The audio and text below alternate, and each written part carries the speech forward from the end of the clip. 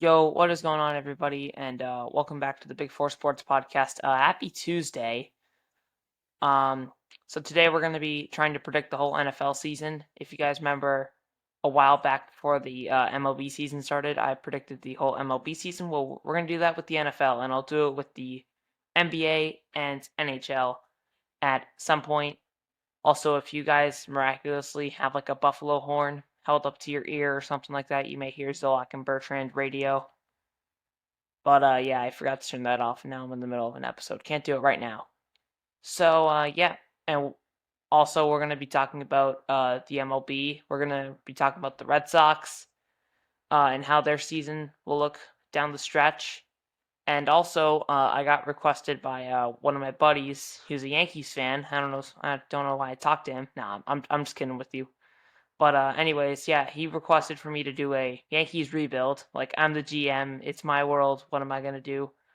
And yeah, after that, we're going to be talking about the Bruins and Celtics. So let's just jump right into it. We're going to start with the NFL here today. So starting off NFL, predicting the NFL season. We're going to start in the AFC here. We're just going to start off with the AFC East and go down in order: East, North, South, and West. So first in the AFC East, actually I'm gonna go fourth to first. I just realized I should do that. In fourth place, and I'm also gonna tell like every team's record, how many games I have them winning. In fourth place, going 9-8 in the AFC East, I had the Buffalo Bills. Okay, I have people have every right to absolutely clown me for this, but I mean, I hate the Bills. I think Josh Allen's totally overrated. This is what I think. You see, the Bills lost their best player on that defense. It was Tremaine Edmonds, okay? I thought he was the best player on that defense. He's gone now. Von Miller, even though I think he has like 1 or 2 years left in his prime, he's not the same player that he used to be. Tre'Davious White has never been good. Well, he was good for a couple of years, but he hasn't been good since. And then yeah, there's really not much on that defense to speak about. On the offense, though, I mean, you have Stephon Diggs. I can't trust him playing all 17 games. He's gonna find a way to hold out at some point. Again, Josh Allen's overrated. I mean, you got Damian Harris, well done, but what's that gonna do? I I like Damian Harris, but I don't think he's gonna have that big of an impact. And at wide receiver two, Gabe Davis, I think he could be gone by the trade deadline. So yeah, this Bills team is quickly falling apart, and I think their window has officially closed, and the division has gotten better around them. Therefore, I think the Bills finish in fourth this year. And also, it doesn't help that the Bills. Hold on, let me look up the Bills schedule. I know it's really hard, and while I'm here looking up the schedule, I might as well just predict every game. Okay, week one against the Jets. I think that's a loss. The Jets are at home. I think that's a loss. The Bills go back home against the Raiders. I think that's a win. 1-1 now. Bills against the Commanders. I think that's a win. Dolphins, Bills. Bills at home. I think that's a loss. Bills against the Jags. That's also a loss. So what are we? Oh, 1, 2. So we're 2-3 right now, and it doesn't get much easier because I think the Giants beat the Bills. That's 2-4, and then the Bills are gonna go to New England. I think that's a loss as well. So that puts them at hold on. I cannot keep track of records like this. So 0-1, 1-1, 2-1, 2-2, 2-3, 2-4, 2-5. Against the Bucks, though, you finally bounce back. You get a win. That moves them to 3-5. Bills against the Bengals. The Bengals are winning that game. I'll guarantee that. Broncos against the Bills. I sadly think the Bills are going to take that one. Jets against the Bills. I think the Bills take that one as well.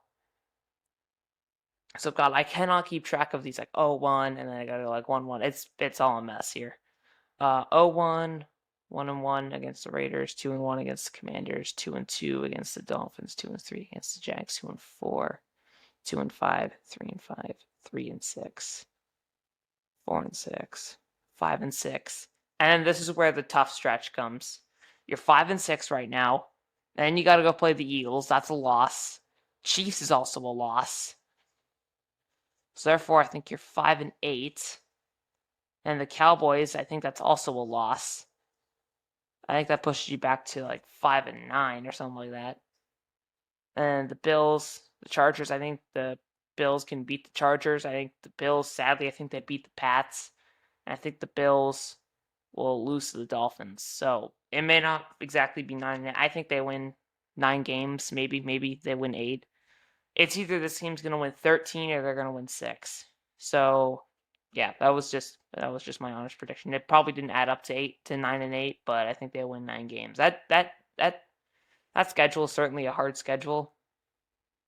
So I mean, I think that the Bills win 9 games.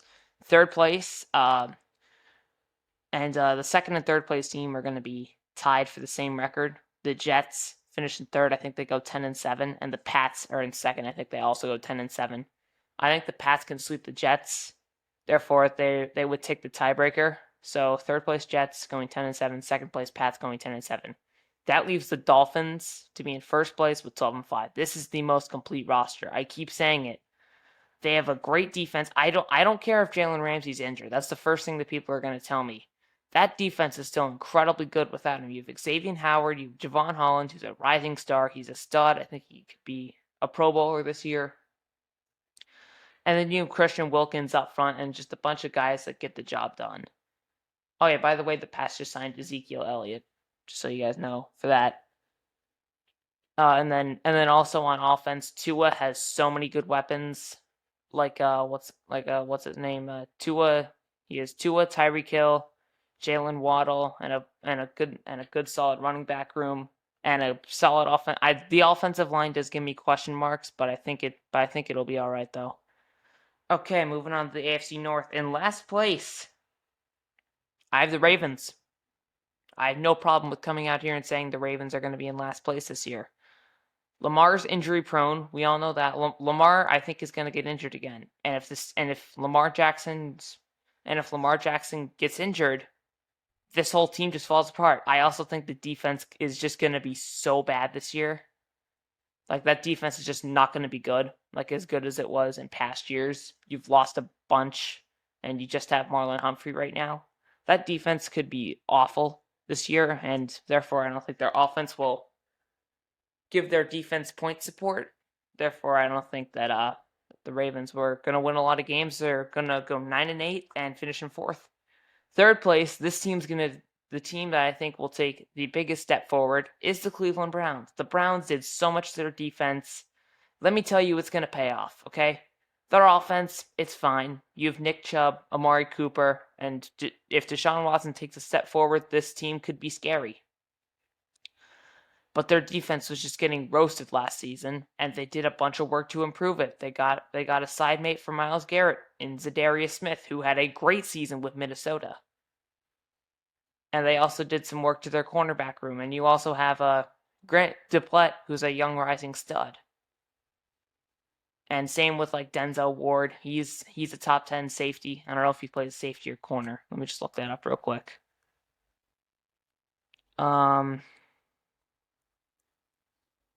Okay, he is a corner, but Denzel Ward's a stud. I think this defense has a chance to be one of the best, and if it can be one of the best, I mean, this Browns team could be looking at a postseason. Now in second place, I think Kenny Pickett takes a step forward. It's gonna be the Pittsburgh Steelers, winning 11 games this year. The Steelers, A, they have an easy schedule, and B, Kenny Pickett is gonna take a step forward. I don't think he's gonna be like now a top 10 QB in the game. He is definitely going to be better than last year. George Pickens has looked great in training camp. He's a stud. And also the defense, I don't think anyone has to worry about. That defense is going to be good no matter what. If it is TJ Watt and Mike Tomlin, it's going to be good. And I have them winning 11 games simply because of an easy schedule. If they had a really hard schedule, we'd be looking at more like, 7 wins. But no, their schedule is incredibly easy. And the whole roster actually looks pretty good. In first place, it's a no-brainer. The Cincinnati Bengals. They're winning 13 games. That roster, that defense is going to be great this year. That defense made a lot of improvements. Last year, same, and the offense: Joe Burrow, Jamar Chase, T. Higgins, Tyler Boyd. We don't need to talk about their amazing wide receiver group. Their running back, though, I don't know if Joe Mixon's going to get cut or not. If he's going to get moved at the deadline, who knows? But he's still going to be there for a little bit. and therefore I think that he's gonna make an impact in the games he plays. Okay, moving on to the AFC South now. In fourth place, winning 4 games this year, I have the Colts. It's not because Anthony Richardson's bad. He's overrated, but he's not that bad. It's just that defense has took so many step backs, and same with the offense. You shouldn't look for anything special in Indy. It's just going to be a down year. And in third place, it's the Tennessee Titans. Okay, I know people are going to be the DeAndre Hopkins signing is going to push them to the top. That was a nice signing, but who's going to throw him the ball? The guy that puts mayo in his coffee, Will Levis, or is it going to be Ryan Tannehill, who's 36 years old? I'm telling you, it's that offense is not that good, even though they have King Henry, who's going to be taking a lot of pressure. Well, I suppose DeAndre Hopkins is going to be putting pressure on defenses, and Derrick Henry can just mow everybody. So their offense may not actually be that bad, but their defense is just horrible. You have Jeffrey Simmons, who's again one of the who I think is one of the best D linemen in the game, but that's all you have. It's a D lineman. You need a good secondary to have a good defense, and the Titans just don't have that. Their offense is going to be solid, but I only think the Titans win 6 games. They also have a hard schedule. Now in second place, I have the Houston Texans. Okay, I have no problem with saying it. The Texans are taking a massive step forward this year. DeMeco Ryans, he's DeMeco Ryans, he's going to make this defense so much better. They already have the pieces to make this defense better. The offense, while CJ Stroud is good, he doesn't have much to throw to. So, I think they could make a move at the deadline for somebody. But, their offense is also going to be a lot better with DeMeco Ryans. This whole Texans team is going to be better. So look for them to win 7 games because they have such an easy schedule this year. And in first place, of course, I've been winning 11 games. It's going to be the Jags. The Jags they were great last year, let me tell you. That from starting off 7-3 to coming all the way back from the dead. And and getting that miraculous playoff comeback against the LA Chargers. I think the Jags are going to be great this year with a new and improved defense this year. Doug Peterson, it looks great for the job. Trevor Lawrence now has Calvin Ridley, so we'll see how that plays out. And you're going to expect a big year in Duval County this year. All right, moving on now to the Chiefs. The AFC West. In fourth place, I have the Raiders going 5-12. It's no secret that Raiders defense is just bad. You have Amik Robertson, who I think is going to be a stud. You have Max Crosby, great. Then you have Tyree Wilson. That defense could take a step forward, but that offense has no QB. You have Devontae Adams, who I love and is a stud. Josh Jacobs also a stud. But if he doesn't have a QB if Devontae Adams doesn't have a QB to throw him the football, then it's not going to look great in Las Vegas. And the Raiders also have the 10th hardest schedule, so look for the Raiders to be kind of bad this year, 5-12. Third place, I have the Los Angeles Chargers. Okay, the Chargers, their defense leaves so many question marks. I knew that if this Chargers defense was top 10, top 15. Sorry, I'm tired. I just woke up.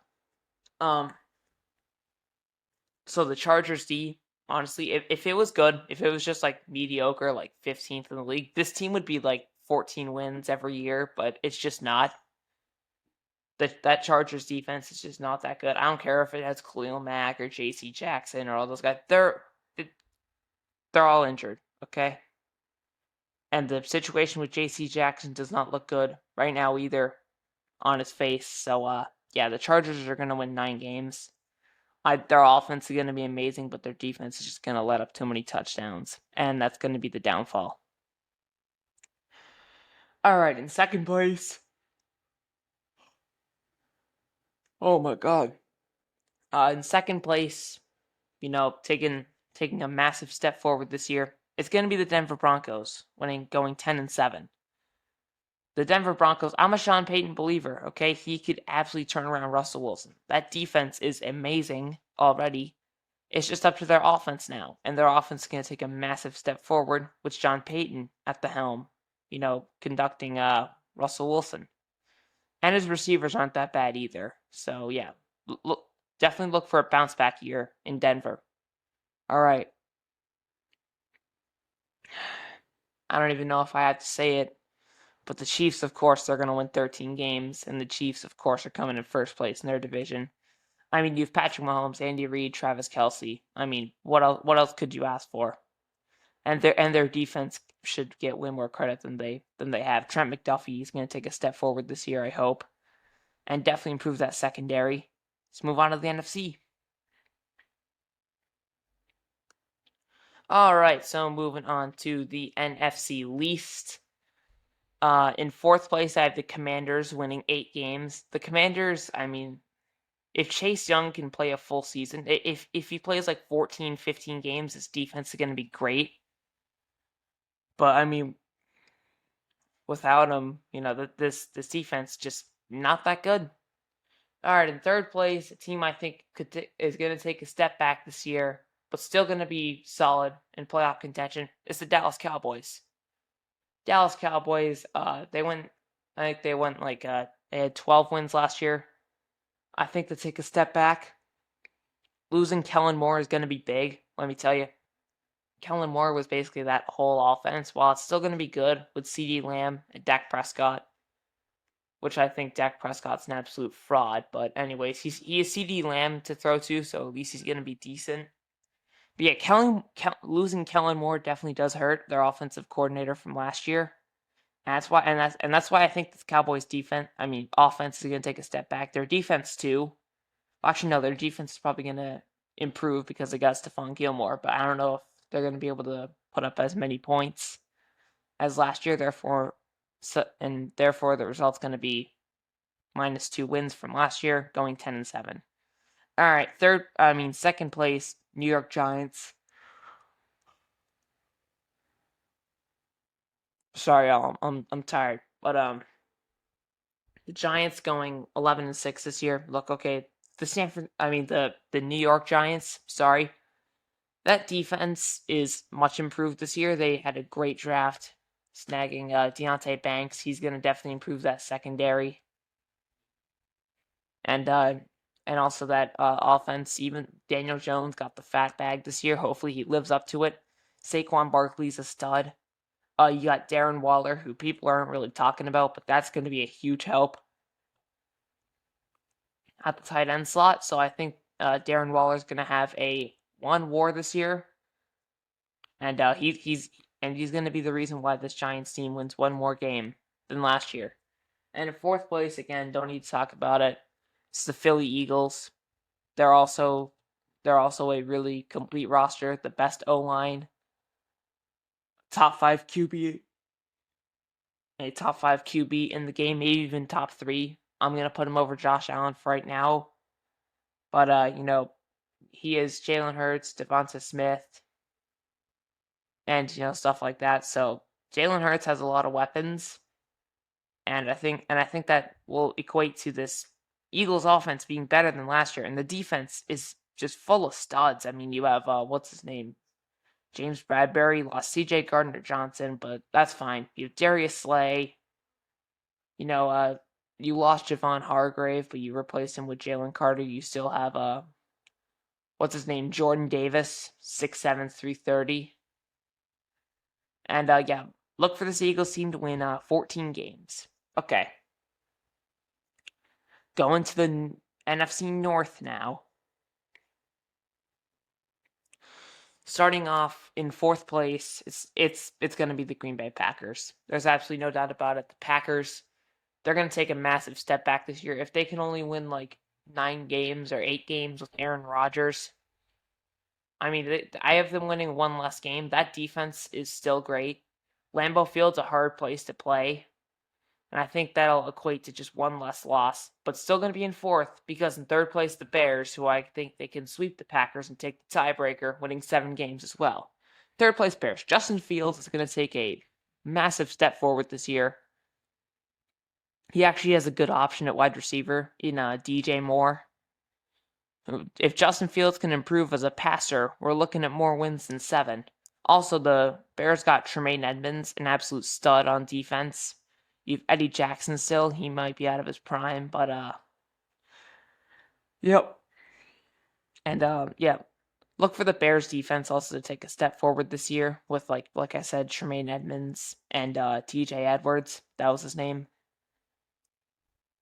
So yeah, I have the Bears winning 7 games. In second place, I have the Minnesota Vikings. The Vikings, look, they were so lucky in one-score games. Like I said, they were great. They were just really, really lucky last year. They won 13 games. This year, it's going to be different. Lost to Darius Smith. You lost Eric Kendricks, sorry. And that defense is just horrible now. But their offense is again going to be good because you have Justin Jefferson. You know, Kirk Cousins has a lot of question marks, but he is Justin Jefferson and Jordan Addison. He'll be fine.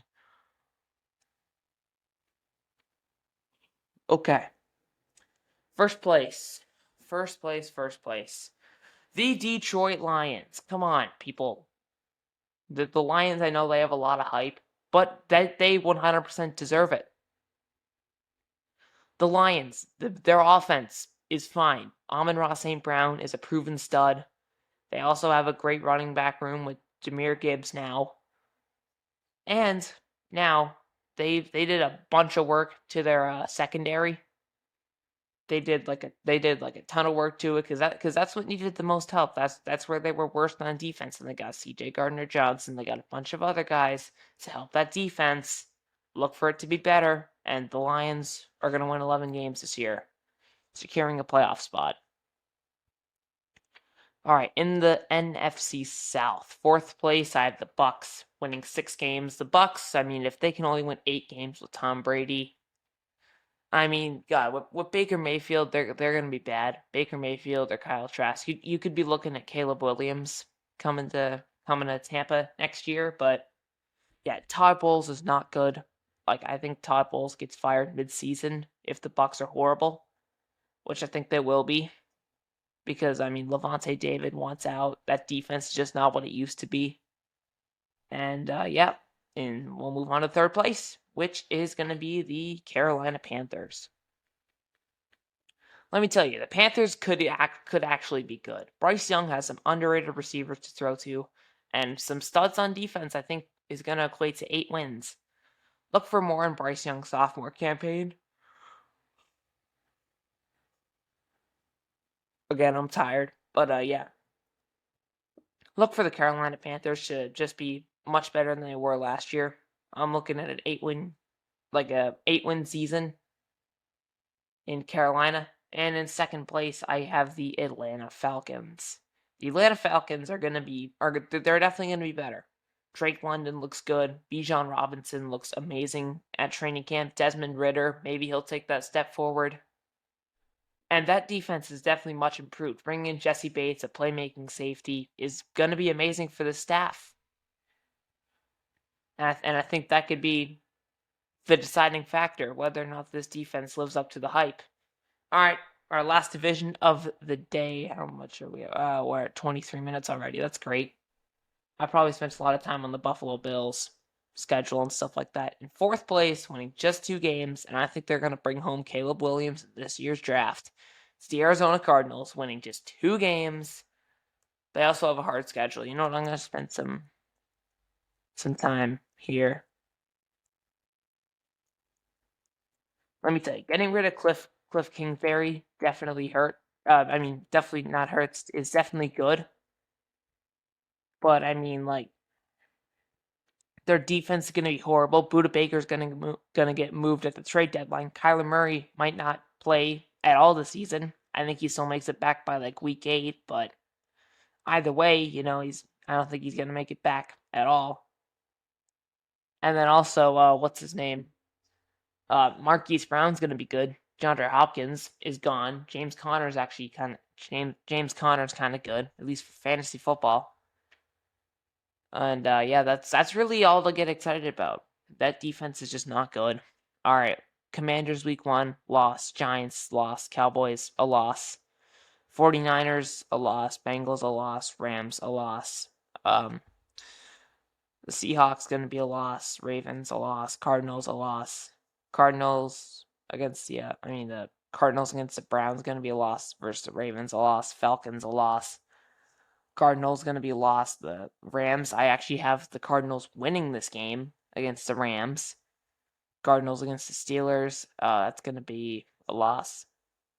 Cardinals against 49ers, loss. The Cardinals against the Bears, I actually have them winning that game. And the Cardinals Eagles is going to be a blowout. I have this one being like 30-7 or something like that. And Seahawks Cardinals is going to be a loss as well. So 2-15. I think that sounds about right. Let's move on to third place. Third place, LA Rams, 7-10. They're like I said, last year they were a dumpster fire. Look for them to be a little bit better. But that defense is just not that good. You still have Aaron Donald, which is good, but that's kind of it. Leonard Floyd has gone to the Buffalo Bills. That was really your only remaining piece. He's gone now. That offense, even though it has Cooper Kupp, who's going to be playing quarterback? God, I don't know. Second place, Seahawks. I have them going 12-5. Look for Geno Smith to be really good. That big three of receivers could overtake the Cincinnati Bengals' big three of wide receivers. DK Metcalf, Tyler Lockett, and JSN. I think that could, that trio could be deadly, and Geno Smith is going to have a great season. And what's it called? That secondary with like Tariq Woolen is gonna be great. Again, let me tell you, that secondary, look for that to be absolutely amazing. And the Seahawks are gonna have a great year. But in first place, it's obvious, the San Francisco 49ers. I mean, come on. Best defense in football. Brock Purdy is good for week 1. I mean, come on. They're gonna win 13 games and with an easier schedule. All right.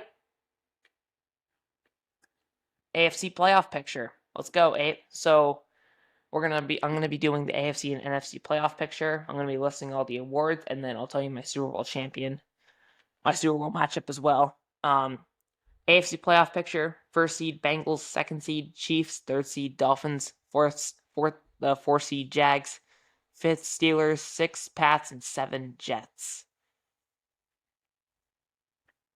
All right, NFC playoff picture. Number 1 seed is going to be the Eagles, 2 49ers, 3 the Lions, 4th the Saints, 5th Seahawks, 6th Giants, and the Vikings are going to sneak into the final wild card. Okay, my MVP for this season is going to be it's going to be Joe Burrow. Joe Burrow is hungry, motivated more than ever, and he has that big three of receivers, which is the best. And Joe Mixon as like a safety net. Joe Burrow's going to have a great season. Okay, Offensive Rookie of the Year, Bryce Young. I mean, it was either Bryce Young or CJ Stroud, take your pick. I went with Bryce Young because Bryce Young has a lot better receivers to throw to. And also, the Panthers have such a good coaching staff around Bryce Young, which is going to make him good. And he's my Offensive Rookie of the Year, Defensive Rookie of the Year. There were a lot of options between like Jalen Carter and a bunch of other guys, but it's going to be Christian Gonzalez. I think Christian Gonzalez, being as good as he is, being as good at Oregon as he was, in a Bill Belichick coach system, he's just going to be great. That's what I think. Christian Gonzalez is gonna have a great season, first season. He could be like a Sauce Gardner, like already a good defense around him, but just turns it into the best.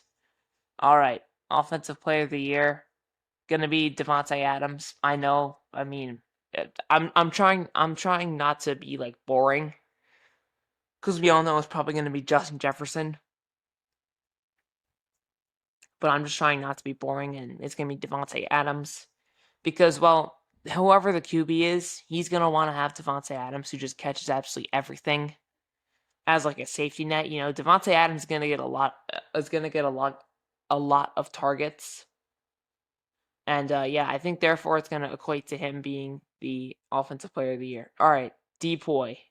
Defensive Player of the Year is going to be Nick Bosa. Sorry to be boring, but that's really the only good option. Yeah, and we spent 30 minutes on predicting the whole NFL season. Great. All right, AFC champs. Coming out of the AFC, the Cincinnati Bengals. I mean, come on. Joe Burrow is going to be playing his best football. He is his best group of wide receivers yet. Again, who knows what's going to happen with Joe Mixon, but that defense is better. I know they lost Jesse Bates, but they replaced him in the draft, so they'll be fine. Coming out of the NFC, I think we all know it's probably going to be the Eagles or 49ers. I'm not going to pick them because that is very, very boring, but I'm going with the Seattle Seahawks to come out of the NFC. And in a Bengals Seahawks Super Bowl, at least I think, your winner is the Cincinnati Bengals. Again, I'm not gonna go into reasons because I just said it. But yeah, I think the Super Bowl winner this year is gonna be the Cincinnati Bengals. All right, we're gonna move on to the MLB now. We're gonna be talking about the Red Sox and their outcome for this season. Okay, I'm gonna go series by series and tell you guys my result, and I'll tell you what their record pushes to. So currently, right now, hold on, I'm gonna just look this up real quick to see if I'm correct. Okay, yeah, they stand at, as I speak right now, they stand at 62 wins, 56 losses, and they're fourth in the AL East, and 3 games back of a wild card, just 1 game back of the Seattle Mariners. Okay, so let's look at their season outcome. All right, so right now, the start of a 3-game series at the Washington Nationals. I think the Red Sox sweep it. The Nationals, they're a good young team. They're just not good right now. And yeah, you have Patrick Corbin starting Game 3, so that's a guaranteed win. Pushing. If they sweep here, that's gonna push them to 65 and 56. All right, next series at the New York Yankees. I know it's in New York. That's a hard place to play. The Yankees are out of it. Let me tell you, they've completely given up on this season. And I think the Red Sox sweep, pushing them to 68 and 56. Let me tell you, the reason why I'm saying sweep, is because the Red Sox fully healthy. They're fully healthy right now, and this team fully healthy is dangerous. Trevor Story looks like he's back after getting off to a wicked slow start. He's back, and same thing with Chris Sale. He's back. He threw he was perfect through 4 innings or something like that. All right, now after that, you move to a 4-game series against the Houston Astros. I think right now, if you're the Red Sox, you have to split this series. Either you take 3 out of 4, you sweep, or at the bare minimum, you gotta split with the Houston Astros. Okay. If you don't, you move to 69 wins and 59 losses, and it's a much better place if you can just be at 70 wins. And then you go back home versus the Dodgers. This Dodgers series is going to be tough, but I think the Red Sox only take 1 out of 3. You don't have to, you can't, any sweep, let me tell you, any sweep, your season's done, I think. So I think the Red Sox need to, lay off a little bit. The Dodgers are too good not to take 2 out of 3 from the Red Sox. And therefore, I think that the Red Sox take 1 out of 3, moving them to 71 and 60. So, people have been telling me that this Red Sox last stretch of the season is tough, but how hard is it? Well, we're going to continue on. So, and then to finish off the month, a 3-game series against Houston. Again, I don't think the Red Sox are going to win this series. I think they only take 1 out of 3. Again, the Astros, good team, good players. They're finally winning without cheating this year. So, if anyone wants to argue it, be my guest, But yeah, so far they're winning without cheating, and that Astros team's just good. But I don't think we'll win that series at all. By the way, the Red Sox have been playing so good. The Red Sox have been playing their best baseball against the best teams. Okay, so this is why I'm kind of going a bit crazy here, people might think. Okay, at KC, I think you have to sweep here. I think you have to sweep. That'll push them to 75 and 62 if the Red Sox sweep the Royals, which is what I think they'll do. And at Tampa Bay, I think you only take 1 out of 3 from them in Tampa Bay. I know we got 4-game sweeps last time, but the Rays have dropped off, and the Red Sox again are fully healthy. And if they can stay healthy, I think they'll take a game from Tampa Bay. And then at Baltimore, I mean, coming home against the Baltimore Orioles again. Orioles, great team. I think we only take 1 out of 3. That Orioles team is so much better than what they were opening day. All right, so hold on.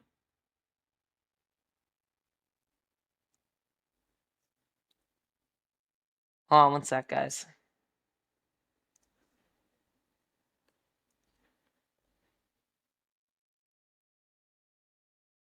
Okay, all right, we're good. We're good. Sorry about that. I was just confused with the data I had. Okay, 3-game series against the Yankees at home. That's a 3-game sweep. Again, Red Sox, they're home and they're healthy. Against the Yankees, a banged up team that just isn't really as good as we all thought they were going to be. I think that the Red Sox can sweep the Yankees here, pushing them to 80 wins on the year. All right, sorry if you hear someone in the background. At Toronto, I think we take 2 out of 3. Again, this team is fully healthy, and against Toronto, they gotta bounce back. They're certainly due to bounce back. So I think the Toronto Blue Jays, they take 2 out of 3 there, pushing them to 82 and 68. Texas Rangers now at the Texas Rangers. I think they take only 1 out of 3. That Texas Rangers team, they were buyers at the deadline, and man, is it going to pay off. Max Scherzer now, Jacob deGrom. It's like the Spider-Man meme where they're both looking at each other like, hey, we were both New York Mets. You know, Jacob deGrom, Max Scherzer. So and it's in Texas as well. September baseball in Texas is always a very scary atmosphere to go into, and especially with a good team there now. I think they only take 1 out of 3. All right, against the White Sox are basically out of it. They don't have that bright future, like a lot of people said. I think you have to sweep the White Sox here. That'll push you to 86 and 70 on the season. And then you have a quick 2-game series against Tampa Bay. I think that this series does not matter as much, but I think also if you want to have a much better chance at making the postseason, at the bare minimum, you got to split. Because, I mean, like, it's going to be the Rays, and you got to take a game off of them. And then against Baltimore, 4-game sweep. Sorry, I've had versus Baltimore, which means at home. It's at Baltimore. Baltimore, I think the Red Sox in 4-game sweeps them. Now, the reason why I say this is because I think the Baltimore Orioles will have already won 100 games by now. They're already in a postseason right now. They're going to be resting a bunch of their starters. They're going to trot out a AAA team. This final 4-game series, and I think the Red Sox take full advantage of it, and they take a 4-game series to end the season 91 and 71. Okay, now this is not really a likely outcome. This is what I think happens though, because again, the Red Sox have been playing their best baseball against the much better teams this year, and again, this team's fully healthy. Like I said, Trevor Story looks like he's back. And that's really all I have to say, you know? And then I think the Red Sox finished 91 and 71. And usually that's good enough for a postseason berth. I think they could make like the final wild card with a 91 win record. In the AL, it's tough. But again, 91 wins is usually good enough for a postseason berth. Okay, that's how I think the Red Sox season is going to conclude. Let's do a Yankees rebuild. Okay, so I'm telling Brian Cashman right now to get out. First thing I'm doing is firing Aaron Boone. And I'm the GM now. This is what I'm going to do. This is my world, okay? I'm going to bring back Harrison Bader, Keon Middleton, because he just got here, and also Frankie Montas. Off-season trades. We're going to make 2 blockbuster trades and get so many good prospects back to improve this farm system, because the Yankees farm system is horrible. You have Jason Dominguez, Oswald Peraza, Anthony Volpe. That's about it. We got to improve that farm system again. We're rebuilding. Now, the current state of this Yankees team is just so weird. Like, you can't go full on rebuild this season. It's going to take a couple of years to like fully clean house. But this is what we can do with the current roster that we have. Okay. So, off-season trades. We're going to be trading, hear me out, we're going to trade Aaron Judge and Gleyber Torres to the San Francisco Giants. The Giants get what they want, and I think the Giants are going to put together the best offer. To the Giants from Marco Luciano. He's a shortstop and second baseman, number 3rd ranked prospect overall. Carson Wisenhunt, left-handed pitcher, number 75 ranked prospect overall, and 3rd in the Giants system. Hayden Birdsong, number 10 ranked prospect in the Giants system. Alex Cobb, right-handed pitcher, who's just on the Giants roster right now, and then Thairo Estrada, utility. Let me tell you, if the Yankees can get back all this and Thairo Estrada, I think this is a great deal for both sides. The Yankees get to improve their farm system and get a bunch of great hitters back for Aaron Judge, who's getting paid a boat ton and is getting up there in age, and Gleyber Torres, who's great, but I think he's kind of reached his ceiling. He can still get better, but I highly doubt it. So I think you want to trade him while he has the value. And next up, okay, hear me out again. Giancarlo Stanton and Kyle Higashioka. I don't know. I think that's how you say it. Giancarlo Stanton and Kyle Higashioka to the Milwaukee Brewers for Robert Gasser, number 6 ranked prospect in the Brewers system, Joey Wiemer, outfielder, Adrian Hauser, right-handed pitcher, and Joel Payramps, right-handed pitcher. Okay, I think Giancarlo Stanton and Christian Yelich. If Giancarlo Stanton is going to get traded, he's going to reunite with Christian Yelich. That makes the most sense. And the Yankees aren't going to get much back for Giancarlo Stanton, but I think this is the best offer if they want to get some type of prospects back. Joey Wiemer is a 23-year-old outfielder. He's pretty good. Adrian Hauser, he's 30, but he's still solid. And then Joel Payramps is just a good reliever. But you're getting Robert Gasser, who's a very overlooked prospect, probably because he's on the shorter side, but again, size doesn't really matter as much. Just look at Jose Altuve, and you'll learn it all. But yeah, all we're trying to do right now is just trade away our best players that are getting up there in age and cost too much damn money. Just trying to get some prospects back and try to improve. Now you cannot really do much with the current state of the Yankees. You can't like fully clean house this season. I think that you need to do a bit more, like in the upcoming years when there's actually like expiring contracts. Okay, in free agency, again, we're not going to go out and make a splash because we're rebuilding technically. But in my world, I'm going to have a lot of new upcoming prospects that are coming up to the major league level, like Marco Luciano and also Robert Gasser. So I think right now in this free agency, we're just going to look for some veteran help to help develop our young guys and just be a leader in a young clubhouse now. Okay, what I'm doing, we're gonna sign 3 guys. We're gonna sign Jorge Soler to a 2-year, $14.4 million deal. Jorge Soler is, I think, like 29. He's still on the younger side and is also a great leader in the clubhouse. And he also hits absolute moonshots. So we'll have some, he'll add some competence. We're gonna go after Jerkson Profar for a 1-year, $3.5 million deal. Again, just we're looking for more leadership and to add some competence.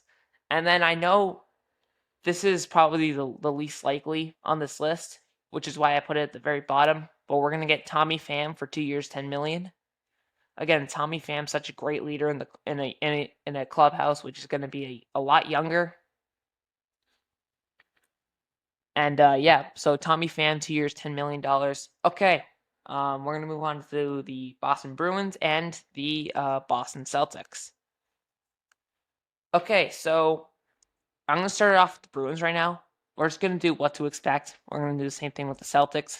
Expect more of a retooling year in Boston. They're not going to be that same 65 win team that they were last year, but I think they can still win 48 to 50 games and make a playoff spot as a 7 or 8 seed and a 4 in the division. Losing David Krejci and Patrice Bergeron to retirement, losing a lot of leadership and also a lot of offense.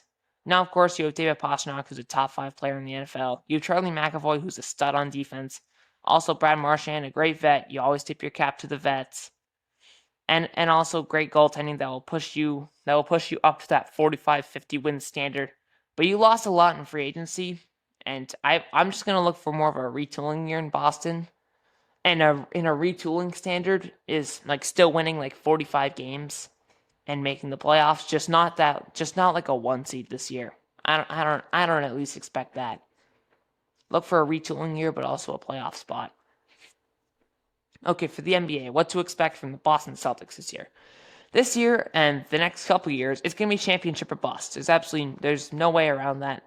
This year, though, Kristaps Porzingis is a 7 foot 3 inches power forward who's gonna kind of replace Al Horford. Now, as much as I love Al Horford, I don't think he's gonna play every day. Like, he's 36 and he's just not an everyday guy anymore. I think he still plays a good amount of the season, just not every day. And if he plays, it will only be for like 35 minutes at the very most. Back to Kristaps, though, he's a 7'3" brick wall that can take this defense from good to great and can also add some offense from behind the 3-point line. I think they can win 60 games on the nose. Now I'm going to shift away from what to expect and to what keeps holding this Celtics team back from a championship. It's the fact that Joe Mazzulla is totally drunk on the 3-pointer, averaging 36.3 3-pointers attempted per game. If the 3-pointers don't fall, the Celtics lose. I think Joe needs to develop more of like an inside game, more of an inside game and score points from both the inside game and behind the arc. If this happens, there's no stopping this Boston Celtics team come postseason time. All right, that'll do it for this episode, guys. Hope you guys enjoyed it. Hope my buddy Tom, hope you enjoyed this Yankees rebuild I did for you. And go Red Sox and go Celtics, Bruins, and Patriots. All right, peace.